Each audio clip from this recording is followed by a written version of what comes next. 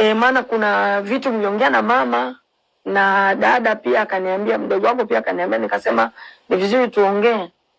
Akaniambia hivi, wewe unataka kuniambia nini? Oh my God.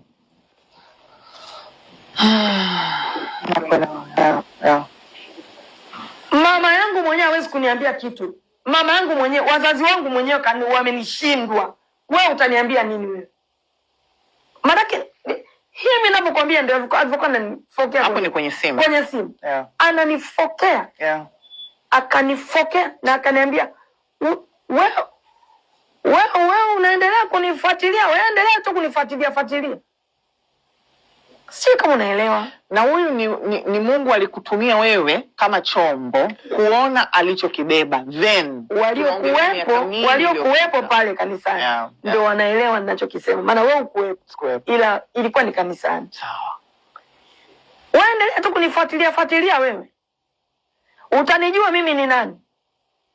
Nitakupoteza wewe. Unijui wewe.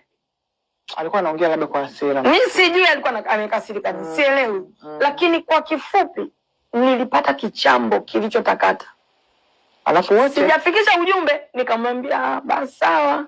Samahani. Usinifuatilie kabisa, wewe achana na maisha yangu kabisa. Wazazi wangu wenyewe wamenishindwa, wewe utaniweza? Na kuuliza wewe utaniweza? Akanifokea kabisa. Mimi sitaki kuongea haya. Nimeongea kwa sababu umeniuliza.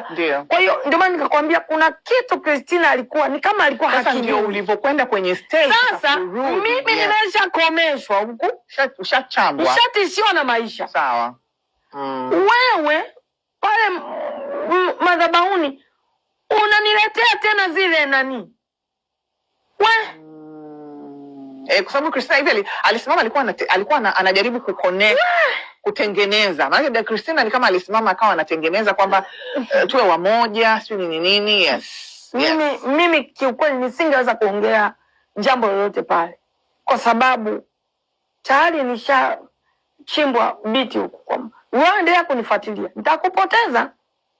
Manake kuna vitu mtu anaweza kaongea ukasema hivi ni huyu kweli au ni lakini ni kama yani alinitishia maisha kwamba nikiendelea kumfuatilia atanipoteza.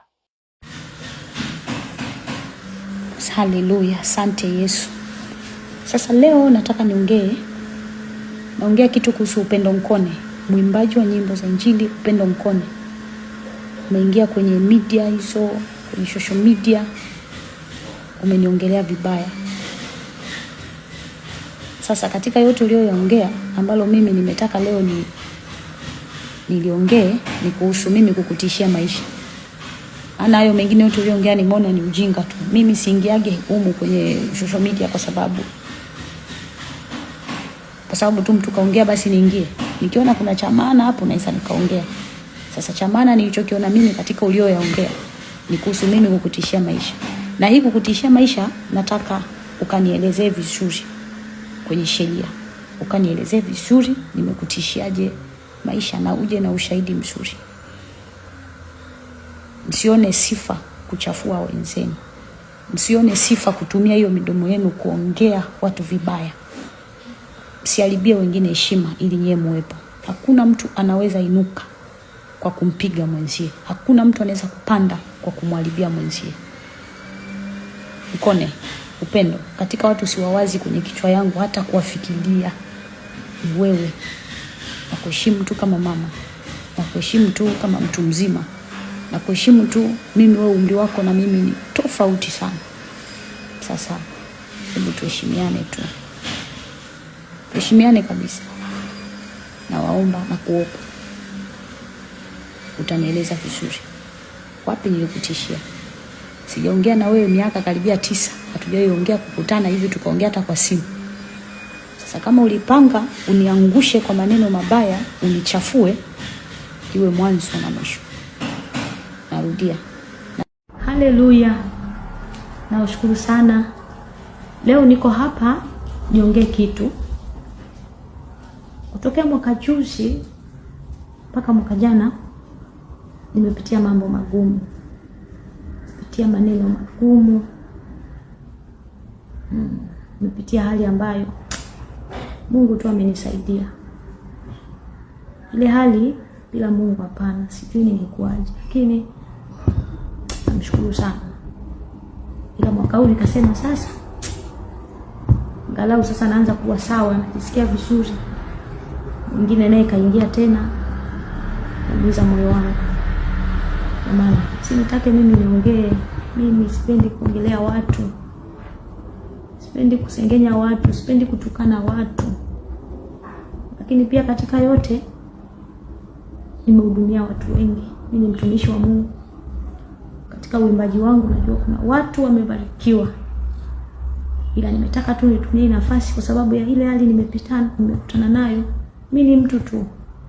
Sio kwamba vile nitatukanwa, vile nitaongelewa vibaya, vile nawakilishwa vibaya kwamba nafurahia, hapana. Moyo unauma. Kwa hiyo inakuwa inanitesa kidogo. Najikaza tu. Kwa hiyo ninachokiomba saa hii, jamani, naomba nielewe. Kwa hiyo nitasema kwenye kuhusu kuimba kidogo na stop sasa hivi. Sijajua ni mwaka gani nitaimba tena. Sijajua ni wakati gani nitaanza kuimba, lakini kwa sasa hivi kuhusu kuimba nina stop kwanza. Nina stop nikae sawa. Kwa hiyo ni hayo tu nimetaka nijulishe wale wanaopenda huduma yangu. Kwa sasa Martha, kuimba nina stop. Siko sawa. Niko vibaya. Moyo unauma. Nateseka. Waimbaji wenzangu, Mungu awabariki na haya yote. Ni kweli kumetokea shida kwenye nilikuwa na interview mahali kwa ajili yangu binafsi.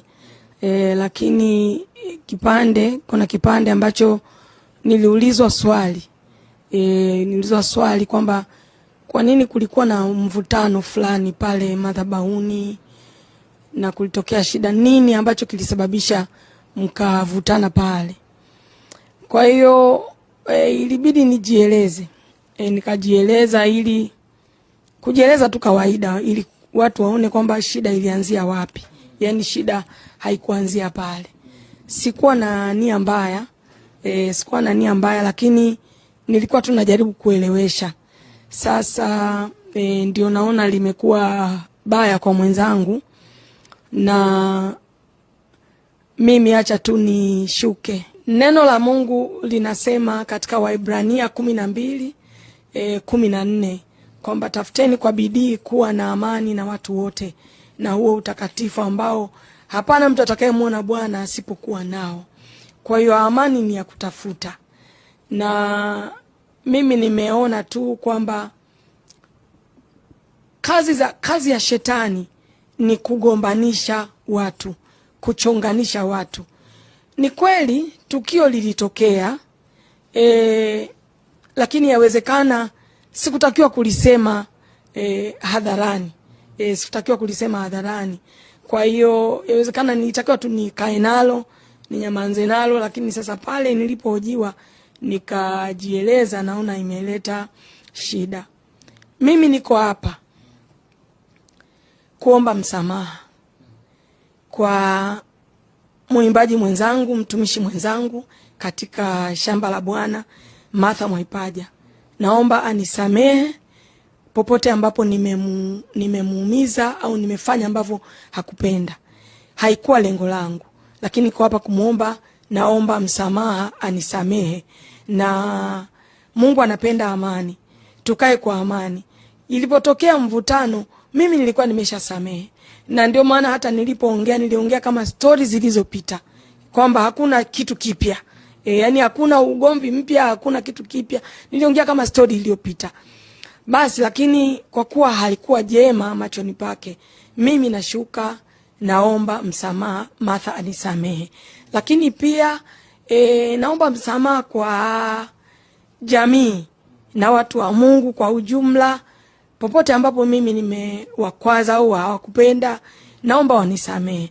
Lakini pia kwa kanisa la Mungu, wale ambao wamekwazwa na hili jambo, naomba wanisamehe, na ninaahidi kwamba hili halitatokea tena. Nimejifunza, kuna vitu nimejifunza pia kupitia hili. Kwa hiyo naomba msamaha kwa jamii na watu wote.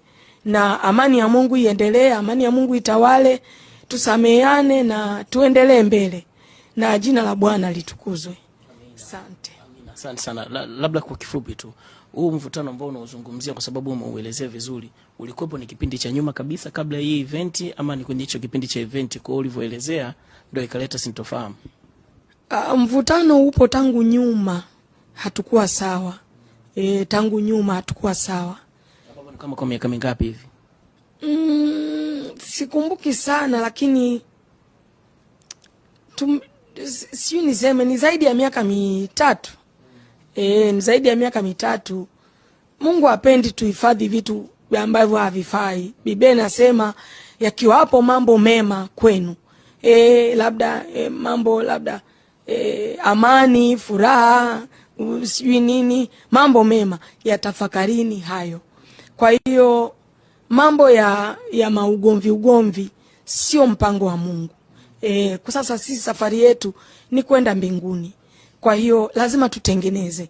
Kama kuna mahali pamekaa vibaya, tutengeneze. Ndio maana niko hapa kutengeneza, kuomba msamaha. Naomba msamaha kwa Martha Mwaipaja, popote ambapo nimemkwaza, nimemkosea, basi naomba anisamehe, na Mungu pia anisamehe, lakini pia na jamii na kanisa. Martha Mwaipaja mwenyewe nimempata kwenye line ya simu, na yeye anazungumza upande wake kuhusiana na hili sakata zima. Je, vipi anaupokea msamaha huu, ama bado anaendelea na zile hatua za kisheria kama vile ambavyo alitangaza? Eti Martha, nimeanza kabisa, nimeanza na sikuwaza kufikia hapa.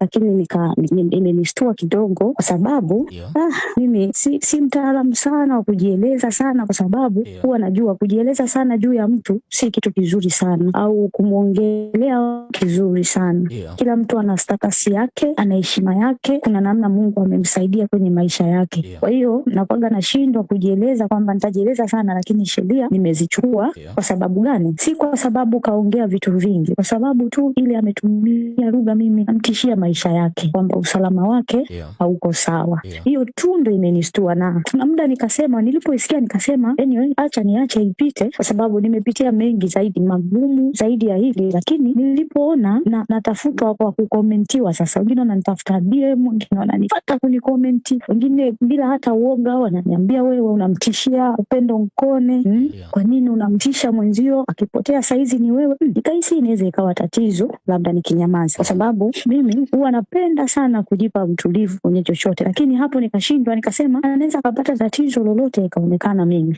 Kwa hiyo kuhusu hiyo kweli nimechukua sheria, na chochote kitakachokuwa nitawajulisha watu, kwa sababu nikwambie kitu, kwenye dunia watu tuko tofauti. Kwenye dunia watu tuko tofauti. Mwingine asikiagi hata kuhukumiwa ndani kumzungumzia mtu vibaya. Lakini mtu kama mimi siwezi hata nimkute mtu anafanya nini pale, hata mtu mimi anifanyie tukio gani, siwezi, sio rahisi sana niende nikamuongee mbele za watu kwa mabaya, kwa sababu najua ninapomuongea mtu kwa mabaya mbele za watu ninaondoa thamani yake, ninashusha ile heshima yake. Kwa hiyo kwangu mimi ni mgumu kidogo. Ndio maana unakuta sasa mara nyingi ni muoga hata kuingia kwenye interview, kufanya hivi ni muoga, kwa sababu najua vitu kama hivi vinaweza tokea labda. Kwa hiyo kuhusu Upendo Nkone, kilichofanya niingie hapo si kwa sababu ya yale yote ameongea kuhusu familia, kuhusu nini, kuhusu sijui huduma. Kilichofanya niseme hata saa hizi, kilichofanya nipokee simu yako tuongee, ni hiyo tu, kusema mimi nimekuwa namtishia maisha. Na ukiangalia mimi Upendo Nkone hatujawasiliana miaka karibia 8, hatujawahi ongea hata kwa simu, hata kukutana hivi tukasalimiana hatujawahi kukutana. Sasa hata mimi alipoongea nilistuka, kwani mama ana lengo gani sana? Umeona ana lengo gani? Kwa hiyo ni hivyo tu. Na akiwa tayari kuomba msamaha, kwa sababu unavyosikia yuko tayari kwa ajili ya kuweka mambo yawe sawa, uko tayari kupokea msamaha wake?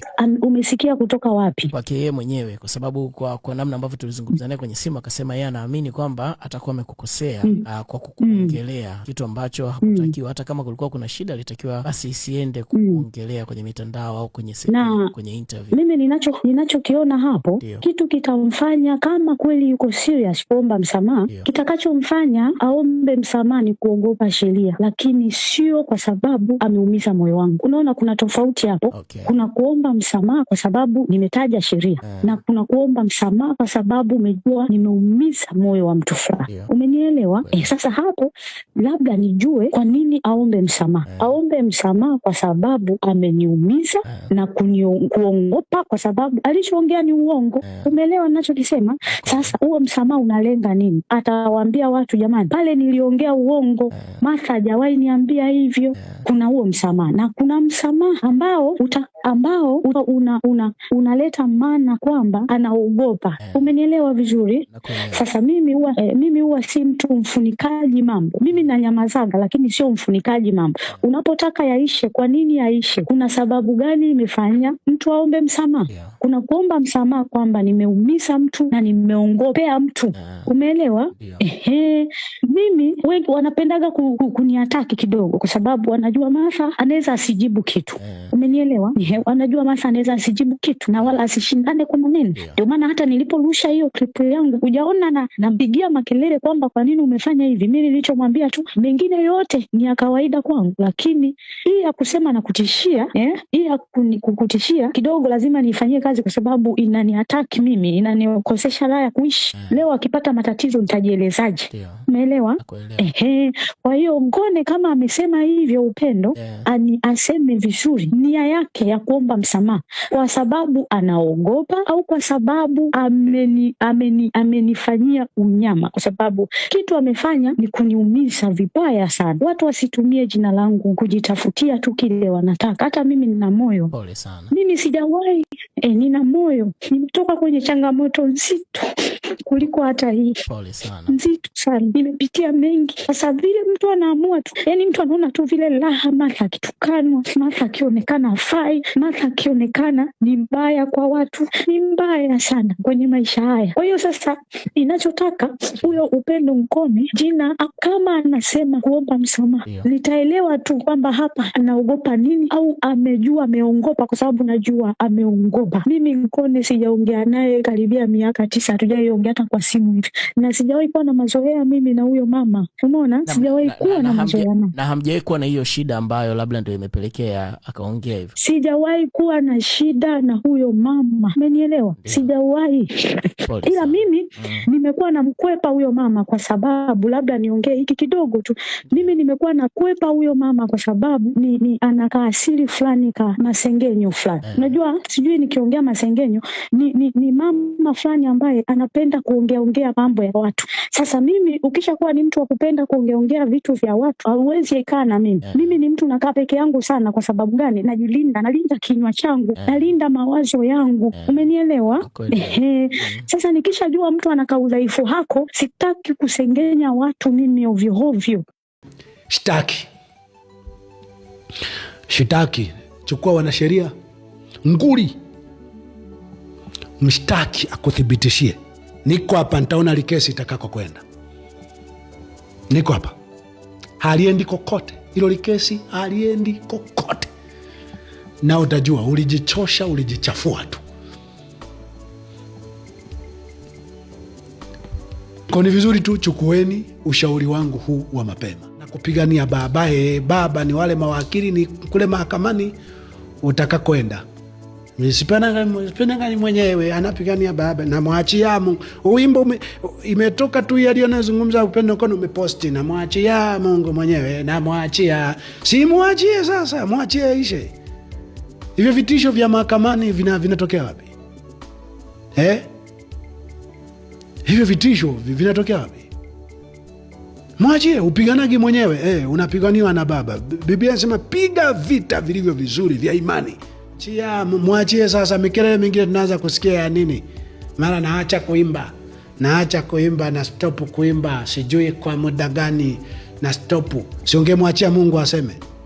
Hii ni sawa na wale wengine sasa, na nyie mambo haya kuyaleta mitandaoni. Kwa nini mnasemana mitandaoni? Kwa nini wewe unaandika mitandaoni? Si ungemfuata wewe, kwa nini hujanifuata? Kama kufuata ni rahisi. Biblia ilimfuata kila mtu. Sio vitu viliandikwa unayetaka kujifunza utajifunza. Mtu akikwambia fursa ya biashara kwenda China mtandaoni, unasema msitangaze mambo ya faida za watu mitandaoni. Isipokuwa mtu akionyesha tu baya la mtu aliyofanya ambalo limeshaleta madhara mahali, Kuna watu wanaumia ili pengine na wengine wasije wakafanya hivyo. Hiyo tu ndio udhalilishaji. Sasa naanza kuwa sawa, najisikia vizuri. Mwingine naye kaingia tena, naguza moyo wangu. Jamani, sinitake mimi niongee, mimi sipendi kuongelea watu. Sasa leo nataka naongea kitu kuhusu Upendo Mkone, mwimbaji wa nyimbo za Injili. Upendo Mkone umeingia kwenye media hizo, kwenye social media, umeniongelea vibaya. Sasa katika yote uliyoongea, ambalo mimi nimetaka leo niliongee ni kuhusu mimi kukutishia maisha. Ana hayo mengine yote uliyoongea nimeona ni ujinga tu. Mimi siingiage huko kwenye social media kwa sababu tu mtu kaongea basi niingie. Nikiona kuna cha maana hapo naisa nikaongea. Sasa cha maana nilichokiona mimi katika ulioyaongea ni kuhusu mimi kukutishia maisha.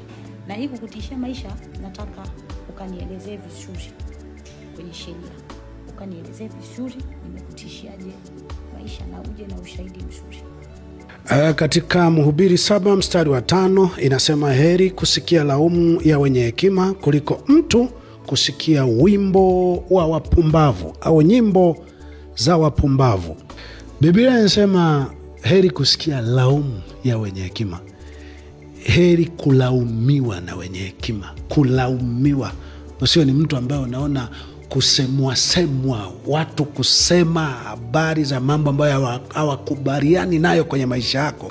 Usidhani ni mkosi, usidhani ni wanakuchafua. No. Heri kusikia laumu za wenye hekima kuliko kusikiza nyimbo za wapumbavu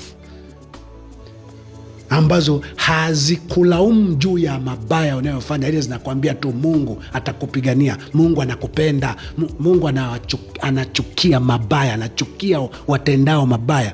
Ukisikia Mungu anawapenda watendao mabaya, anapenda awabadilisha, awakemee. Ndio maana anasema ampendaye humkemea, mtoto ampendaye humkemea, humwadhibu. Upendo wa Mungu katika ile wa Korinto 13, upendo huchukia udhalimu. Upendo wakati mwingine aliwaua watu ili aonyeshe anavyowapenda. Kwa hiyo Mungu kukupenda sio anakuacha ufanye lolote. Mtoto yote unayempenda hutamwacha afanye chochote. Azina wafanyakazi wa ndani, wakati wa kuoga sioge, wakati afanye chochote nini, nampenda huyo mtoto, nitambariki. No, mtoto mpendaye lazima awe anafanya yale ambayo mzazi ungetamani unaona anayafanya. We binti Martha, aliyekupa wazo la kwamba umtishie au umchukulie hatua Upendo Mkone, amekudanganya. Utakachoambulia na ulichoambulia mpaka sasa hivi, baada ya hiyo video yako, umeambulia kujichafua na kujichosha tu, mpaka unakuja mwingine kwanza kusema naacha kuimba, sivyo napumzika kuimba. Moja kitu kilicho kuchosha ni hicho ulichokifikiria au huyo aliye kupa hilo wazo. Sikiliza, wakumpeleka mahakamani au wakumtishia kumpeleka mahakamani ni kama akina sisi, ni kama akina Mbarikiwa. Sisi ndo vyombo vinaweza vikafanya kazi, vyombo ndo vinaweza vikafanya kazi za kutuadhibu kupitia mahakama. Lakini nyie ni watoto wa baba mmoja.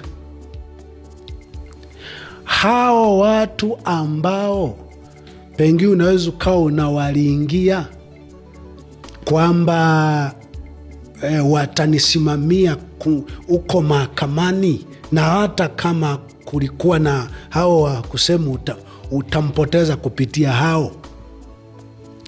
hao wote nyie timu moja, hao wote ni timu moja. Na kwa experience nizo nazo kwa kesi kama hiyo, hizo pande unazitegemea wewe zitakutana na kusema tu jamani, ili tutafuta hao watu tuwasuruhishe liishe, kwa sababu nyie ni timu moja. Ni kama CCM. Umesikia wapi kesi ya mwana CCM na mwana CCM alafu mmoja amefungwa? Umesikia wapi? Bwega alikuwa anasema, kwani umesikia wapi? Ulisikia wapi vitu vya aina hiyo? Sasa nyie wote ni munaburudisha wauaji baada ya wauaji kuua, baada ya wauaji kuua, kuteka, kutesa watu. Tunyimbo tunatowafariji wanatoweka hata kwenye status zao, kwenye akaunti zao, ni tunyimbo twenu. Kushinda ni lazima, nimemwachia Mungu mwenyewe, mimi sipiganagi mwenyewe, napiganiwa na babaye. Ni tunyimbo ambato tuna kwa sababu wote nyie hamwimbi nyimbo za kukemea uchafu, udhalimu, dhuluma, uuaji, kutesa watu, ambako hivyo vyombo utavipelekea. Sijajua kwa sababu amwendagi magerezani. Nenda magerezani ukaone kama timu yenu kuna utakaye mkuta kule. Waliojaa magerezani ni akina kapuku, wasio na fedha, wasio kwenye hiyo timu ya watekaji, wauaji, na wasiojishughulisha na kuwaimbia nyimbo hao wanapoua kwamba Mungu yuko pamoja nanyi, jipeni moyo, Mungu anafurahishwa na kazi mnayofanya, kazi yenu nzuri. Hakuna utakaye mkuta kule gerezani. Kwa hiyo wazo la kwamba sijui utapeleka mahakamani, niko hapa mimi, ndo moja mtu aliyepelekwa mahakamani sana, lakini ndo moja mtu niliyeona kila nilipojaribu kumshtaki mtu aliye kwenye timu ama ambaye hana madhara kwenye timu ya wauaji, hakunaga kesi ilishughulikiwa. Mimi nimemshtaki Said Hussein Mansour, isema mimi ndo nimeua mtoto wa Mbarikiwa, nimtulize Mbarikiwa. Kesi uliona wapi? Ilinigeukia mimi, ikaonekana mimi ndo niliyesema taarifa za uongo, nikaja kutokea kwenye tundu la sindano. Kwa maajabu ya Mungu. Niliwahi kumshtaki kijana ambaye sema Mbarikiwa nitakupoteza. Ile kijana amejitahidi sana kufanya vitu kama yuko tayari kuwafurahisha hawa wauaji kwa lolote wanalotaka ili awe sehemu ya hiyo timu. Ulisikia wapi hiyo kesi? Ulisikia wapi? Ulisikia wapi hiyo kesi? Swali kubwa ambalo nimekuuliza, unataka kumpeleka vyombo, mawakili, waamuzi, walio nyuma ya waamuzi, wanaoteua waamuzi, wanaopandisha madaraja waamuzi. Wewe wanakuona ni timu yao, yeye wanamuona ni timu yao. Wote nyimbo zenu hazisemi na hazisemi madhara ya wao kuua watu, kuteka watu, kutesa watu. Wote nyie sio sauti ya wanaolia. Nyimbo zenu haziwakilishi vilio vya watu, uchungu, maumivu ya watu.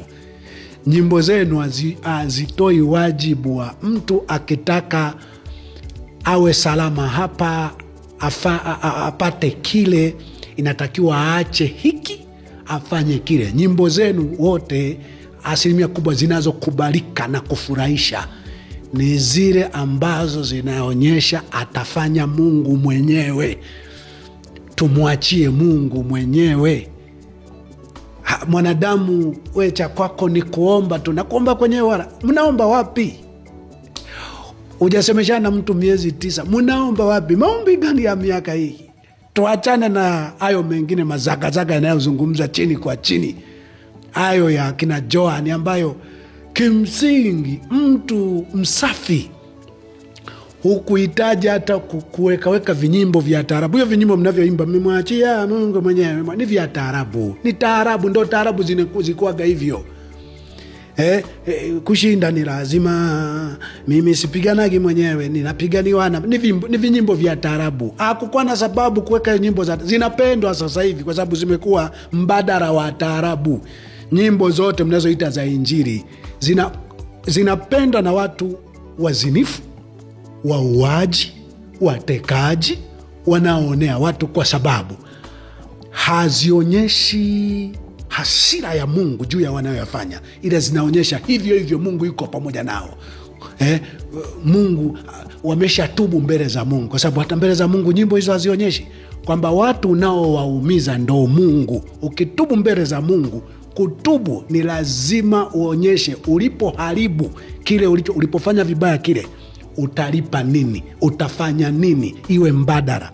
Kutubu, walitubu akina Zakayo, walitubu ambao walisema ikiwa kuna mtu nilimnyang'anya vitu nitamrudishia mara 4, na ikiwa na nusu ya mali yangu nitawagawia maskini. Hao ndo wanaotubu. Kutubu, walitubu akina Paulo, wanaosema mimi ambaye sikustahili kuitwa mtume, lakini nimekuwa hivi kwa sababu nimefanya kazi kupita mitume wengine wote, wala si mimi tu, bali ni neema ya Mungu pamoja nami. Hao ndo wanaosema nastahili kuwa mtume kwa sababu nimetangaza habari za kwamba nilikuwa nakosea kuua watu kuliko wengine walivyowahi kupinga mauaji. Nimetangaza tulivyokuwa tukiua watu, nilivyojihusisha na kuua watu, na nilichokuwa najua ni kumtolea Mungu ibada. Nimetangaza vile ambavyo nilikuwa nimekosea sana kufanya hayo. Huko ndo kuungama, huko ndo kutubu. Nyimbo zenu zilikuwa ziwe zinazungumzia kutubu hivyo. Yohana nawaambia, zaeni matunda yapasayo kutubu. Yohana Mbatizaji, anzeni. Paulo anasema niliwahubiria habari za toba na kuambia wayatende matendo yapatanayo na kutubu kwao. Yakobo anasema imani bila matendo imekufa. Kutubu lazima uone mtu akiyakana, akiainisha na kuyakana matendo ya zamani. Anaposema nimetubu, anasema nimetubu hiki na hiki na hiki, kilikuwa na madhara 1, 2, 3. Nilijua faida yake ni 1, 2, 3, lakini sasa nimejua kilikuwa na madhara 1, 2, 3. Nimeanza kufanya 1, 2, 3 chenye faida 1, 2, 3 tofauti na kile. Huko ndo kutubu. Nyimbo zenu hazimbi hayo, hazikemei hayo. Nyie mnawafariji wanaoua, wanaoteka watu, wanaotesa watu, wanaoibia watu, wanaopora vya watu, na ndo wateja wenu wakubwa. Mi nasema tu kama kichekesho, shitaki, chukua wanasheria nguli, mshtaki akuthibitishie. Niko hapa, nitaona likesi itakako kwenda. Niko hapa, haliendi kokote ilo likesi, haliendi kokote, na utajua ulijichosha, ulijichafua tu. Kwa ni vizuri tu chukueni ushauri wangu huu wa mapema. Kuna lugha wanasema mimi siongelei watu. Mimi siongelei watu. Nadhani akili zenu tu, kwa sababu mnatumia maneno mnayopandikiziwa na wanasiasa waliojaa damu, waliomwaga damu. Sikia, vyote unavyosoma kwenye Biblia, unapoongelea Goliati akaangushwa na Daudi, Anania na Safira, Yuda Iskariote msaliti Yesu, Petro, Paulo, unaongelea mtu aliyeshindwa, aliyefanya vibaya, wale ni panya, ni ngedere, ni mbwa. Au nyie watu ambao mliambiwa Injili ni kuongelea watu ambao walishaishigi zamani. Wale walioishi zamani yaliandikwa kwa kuongelea tabia za watu waliokuwa naumizana, kudhurumiana wakati wao wanaishi.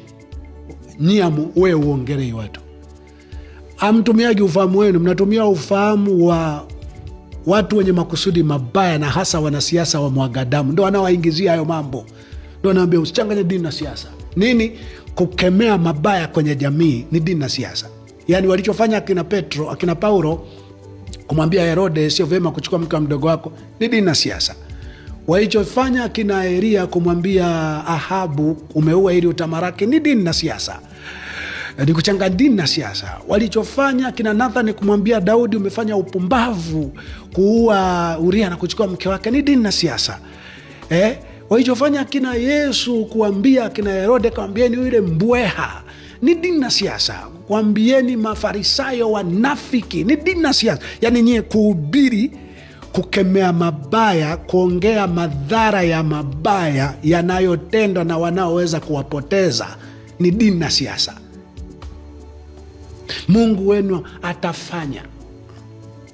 Mungu wenu atafanya nyie. Mumeshirikiana na hiyo timu yenu, mmetuperekesha, na hata hapa tulipo ni mauti mbele. Daudi anasema nina hatua moja tu kati ya mimi na mauti. Tuko hapa tu, mnajaribu kuamini mtapoteza kizazi chote cha watu wanaopinga mabaya kwenye jamii kwa njia ya nyimbo zao, mahubiri yao na maneno yao. Mnajaribu kufanya. Kimsingi hata mkimuua Mbarikiwa, nawaambieni hamujamaliza tatizo. Mosi, Mbarikiwa mwenyewe alishazalisha watu ndani ya kanisa lake, nje ya kanisa lake, ndani ya nchi na nje ya nchi, wanaojua uchamungu ni hivyo, ubinadamu ni hivi, utakatifu ni hivi, injili ni hivi. Mtakapomuua tu Mbarikiwa watainuka watu kwa hasira. Kuna binti yangu Sifa ameuawa karibuni hapa. Kuna picha moja imenitisha, nikasema hawa wangekuwa na mshauri wauaji hawa, kina Mafuere Type, kina Kantimbo, kina Kuzaga, kina Muliro, kina watu sijui wote mlio kwenye timu ya mauaji misisiemu wote, mungekuwa na mshauri, mungejulishwa kumuua mtu mwema mutainua tatizo kubwa sana. Kuna watoto wangu nimeona, acha nisiwataje, kuna vijana wangu nimeona wamejaribu, wanaanza kushona nguo, wanaandika picha ya Sifa, wanaandika falsafa zote za Sifa. Alikuwa nataka nini kifanyike, nini kiwe, wanajaribu kuchukua kile kile. Nilimwona wa kwanza, nikakuta mwingine. Kuna wakati fulani kijana Pasco kasi anaye kusema mtaua wangapi? Huyo ni Sifa. Huyo ni Sifa. Napiga hesabu. Nadhani kwa sababu kwa mfano damu ya Mbarikiwa kama ya kwangu ni tamu sana, yani mnaiona ni damu itajaza mapipa, na sijui kuna mahali mnauza damu za watu, si mnalia mikate, sio ndo mnazozichakata zinakuwa nguo zenu.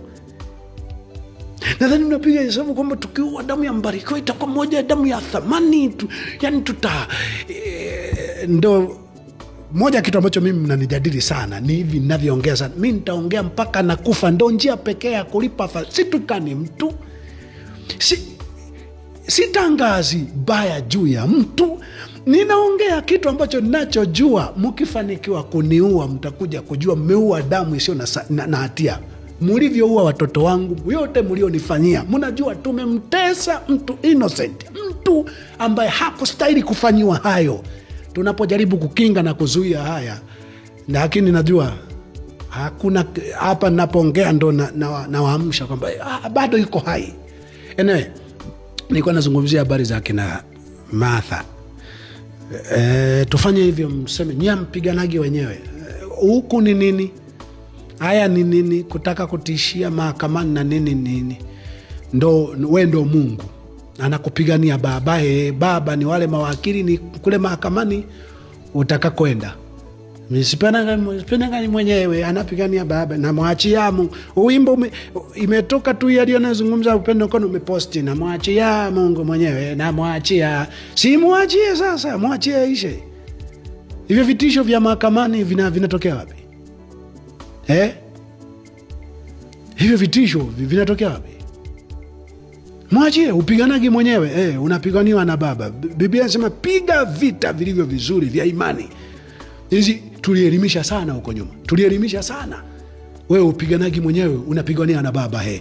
Aya, sawa. Paulo anasema nimevipiga vita vilivyo vizuri. Hapo namwagiza Timotheo, anasema uvipige vita vizuri vya imani. Vita vyetu si juu ya damu na nyama. Na hapo ndo mnasema ni juu ya maombi. Maombi paya hajaandika kwamba vita vyetu ni juu ya maombi. Vita vyetu ni juu ya falme na mamlaka, tukiziteka nyara kila fikra zimtii Kristo, na tukijitahidi kubatilisha maasi yote. Ndo Wakorinto wa pili sura 10 mstari wa 3 mpaka wa 6. Hapana, tukiomba na kufunga. Chukueni Waefeso 6 anasema vaeni silaha zote. Silaha zimetajwa nyingi, zote hizo amuoni ndo silaha za kupigana katika roho. Unakuja kuchukua maombi ambayo kazi yake ni kuziwezesha zile silaha zifanye kazi, ambayo imekuja kutajwa mwishoni. Hakuna mahali kuomba ndo kupigana katika roho. Katika roho hamkujui. Katika roho ni akili ya juu, ufahamu wa juu. Ndio maana sasa hivi naona watu hawaendi kupigana kwenye ground, hawaendi kupigana chini, wanabonyeza kitufe. Kile kitufe kinapeleka kombora, linaenda kupiga mahali. Huo ndo ulimwengu wa roho. Sasa ngoja niwachanganye, niongee tu. Huo ndo ulimwengu wa roho. Mungu ni roho, Mungu ni akili. Mungu ni roho, Mungu ni akili. Mungu ni roho, lakini tunamwita Mungu kwa kuona milima, kuona samaki, kuona bahari, kuona vitu vya ajabu, ndo tunasema ni Mungu. Ni akili iliyoviunda vile vitu. Bahari haivuki mipaka, mlima uhami, ndege wa ajabu. Mungu ni akili, ila imefunua vitu vinavyoonekana. Nyie ulimwengu wa roho ni ulimwengu wa mataira na wavuta bangi na watu waliovurugwa akindo. Napigana katika roho. Hakunaga sehemu kuomba ni kupigana katika roho. Kuomba ni ili kupata maarifa, nguvu na misukumo na hamasa na wepesi wa kwenda kupigana katika roho. Lakini na maarifa na vitu hivi na wachanganya, tulishasema zamani, vingine tunakumbusha tu, tunakosa hata na kusema kwamba tuseme lipi. Mwisho wa siku Mungu akiyapaka mafuta, mkitaka kuelewa eleweni. Lakini kama sivyo, mwacheni Mungu. Mwacheni Mungu, muendelee kupiga, awapiganie mwenyewe. Hataanza kuona mikelele tena. Mutakufa vibaya nyie na vihoro. Mutakufa vibaya. The way usivyoweza kuexpress, kuongea mambo yako kama umeonewa, ongea. Ndivyo kuna watu mtakuja kuchukua hatua mbaya. Ndio maana wengi ni walevi, ni wazinzi wa kutupwa, malaya wa kutupwa, na wengi mtakuja kushuhudia kujinyonga na mambo mengi magumu. Wewe kama hayo mambo ya Joan hayana ukweli, itakiwa uzungumze ukweli ulionao. Mambo ya mama yako hayana ukweli, itakiwa uzungumze ukweli ulionao. Unazungumza, unakutana na huyo mwanamke anayejiita mama yako, unaongea uwazi. Lakini hamtaki kuongea, kufafanua hayo. Mwachie sasa. Mikelele mingine tunaanza kusikia ya nini? Mara naacha kuimba, na stop kuimba, sijui kwa muda gani na stop. Si ungemwachia Mungu aseme? Hii ni sawa na wale wengine na nyie mambo haya kuyaleta mitandaoni. Kwa nini mnasemana mitandaoni? Kwa nini wewe unaandika mitandaoni? Si ungemfuata wewe? Kwa nini hujanifuata? Kama kufuata ni rahisi. Biblia ilimfuata kila mtu. Sio vitu viliandikwa unayetaka kujifunza utajifunza. Mtu akikwambia fursa ya biashara kwenda China mtandaoni, unasema msitangaze mambo ya faida za watu mitandaoni. Isipokuwa mtu akionyesha tu baya la mtu aliyofanya ambalo limeshaleta madhara mahali, kuna watu wanaumia, ili pengine na wengine wasije wakafanya hivyo. Hiyo tu ndio udhalilishaji. Nyoka nyie. Yaani mitandaoni kazi mnataka tu mwe mnaangalia ngono tu. na mambo mnayoyataka. Wewe kwani unaandika kikomenti mtandaoni? Kama unajua unamwachia Mungu, kama unataka Mungu apigane mwenyewe, kwani unaandika kikomenti mtandaoni? Kwa nini umfuati huyo mtu unayetaka asiwe anapigana vita kimwili kwa kuandika mtandaoni? Nyoka nye. Anyway, acha tu itoshe. Acha itoshe. Kwa namwambia Martha asijisumbue kupeleka likesi mahakamani, asisumbue. Tachafuka bure. Tachafuka bure. Asante sana sana kwa kunisikiliza. Siku tutakazobaki hai wengine tutakuwa tukifanya tu kureview. Tuliwahi kusema nini? Wakati gani?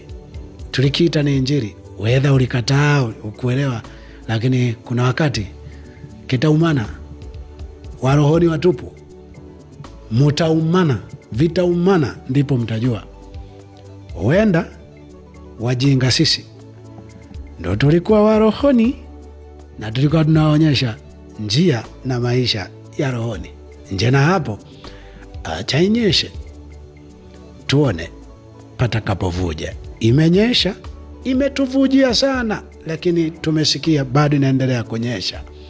Inawezekana awamu hii itavuja upande mwingine. Hongera na asante kwa kunisikiliza.